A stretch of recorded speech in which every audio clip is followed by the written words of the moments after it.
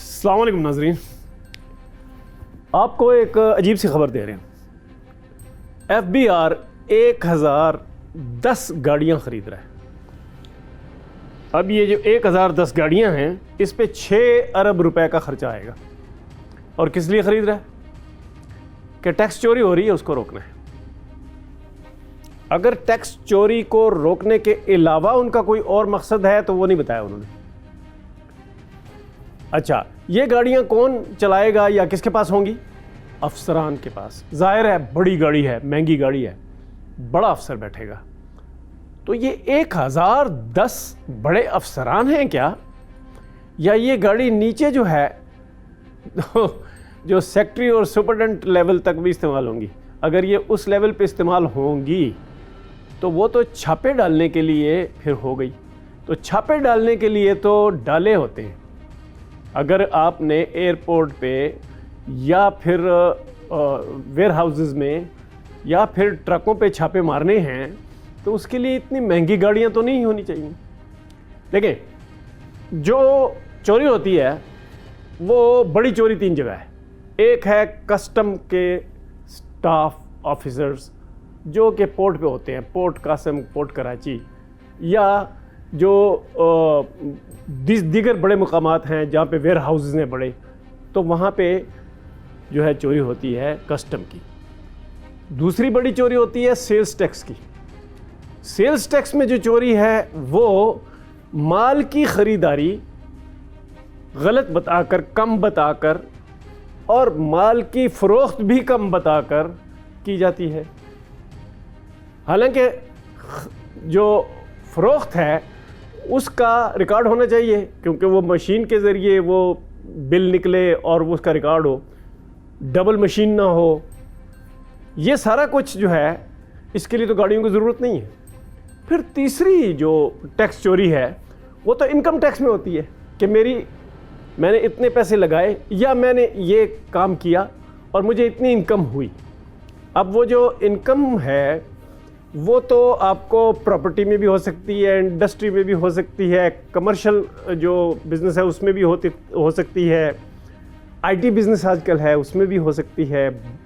یہ جو انکم ہے اس پہ ٹیکس دینا ہے، ٹیکس آن انکم کے طور پہ، کہ یہ میری انکم ہو گئی، اس پہ میں نے یہ ٹیکس دینا ہے۔ اچھا، وہ جو ٹیکس دینا ہے کسی بھی بندے نے دینا ہے، اگر آپ کو شک ہے کہ اس نے چوری کی ہے، اس کے لیے تو گاڑی نہیں چاہیے، اس کے لیے تو فگرز چاہیے، ڈیجٹس چاہیے۔ آپ ایف بی آر کو ڈیجیٹائز کر رہے ہیں۔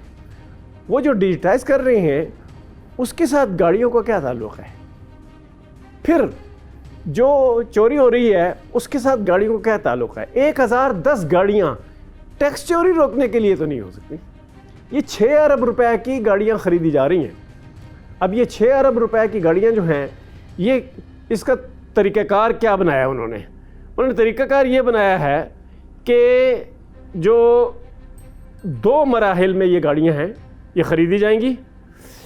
اچھا، 3 ارب روپے پیشگی ادا کیے جائیں گے، اس کے بدلے میں 500 گاڑیاں آئیں گی پہلے، پھر گاڑیوں کی ڈیلیوری جو ہے وہ چل پڑے گی۔ تو جنوری اور مئی کے درمیان یہ گاڑیاں جو ہیں اس کی ڈیلیوری مکمل ہو جائے گی۔ جنوری میں 75، فروری میں 200 گاڑیاں ڈیلیور کی جائیں گی، پھر مارچ میں 225 گاڑیاں، اور یہ ساری ہونڈا سٹی گاڑیاں ہیں۔ دوسرے فیز میں کیا ہوگا کہ اپریل میں 250 اور مارچ میں 260 گاڑیوں کی ڈیلیوری کی جائے گی۔ اب یہ جو سارا سلسلہ ہے اس کے ساتھ صاف واضح ہے جو letter of intent Honda company کو ایف بی آر نے جاری کیا ہے، اس میں انہوں نے صاف یہ ہے کہ یہ گاڑیاں افسران کے لیے ہوں گی، یہ نچلے عملے کے لیے نہیں ہوگی۔ چھاپا تو نچلا عملہ مارتا ہے، اور پھر چھاپا مارتا ہے اگر کوئی افسر بھی تو وہ تو چھوٹا افسر ہوتا ہے۔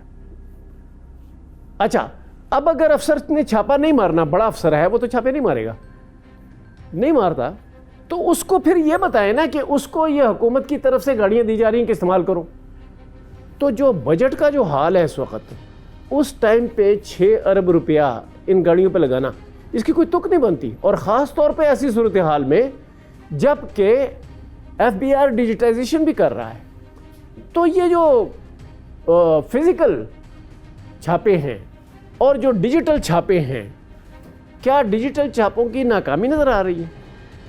کیا انکم ٹیکس جو کم وصول ہو رہا ہے وہ گاڑیوں کے ذریعے، گاڑیوں کے استعمال کے ذریعے بڑھے گا؟ کیا کسٹم میں جو چوری ہو رہی ہے اس کے لیے گاڑیاں چاہیے اس کو روکنے کے لیے؟ یہ کیا ہے؟ اس کی سمجھ نہیں آ رہی.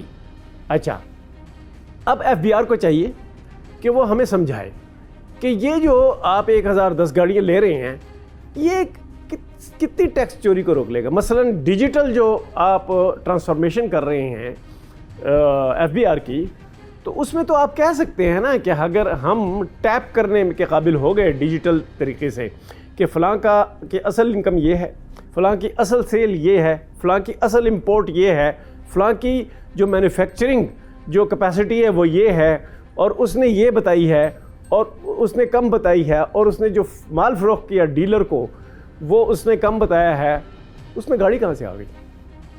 یہ ہمیں بتائیں کہ اس میں گاڑی کہاں سے آ گئی. اور ڈیجیٹائزیشن جو ٹرانسفارمیشن ہے اس دوران گاڑیوں کا استعمال کیا معنی رکھتا ہے؟ کیونکہ یہ تو ٹرانسفارمیشن پلان آپ 1-2 سال کریں گے اور اس کے بعد اس کو کامیاب ہونا چاہیے. اگر یہ 1-2 سال میں کامیاب نہیں ہوتا تو پھر ناکامی کی بنیاد پر گاڑیاں لے رہے ہیں.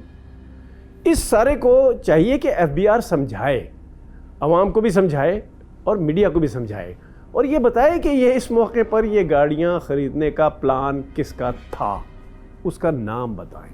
Thank you very much.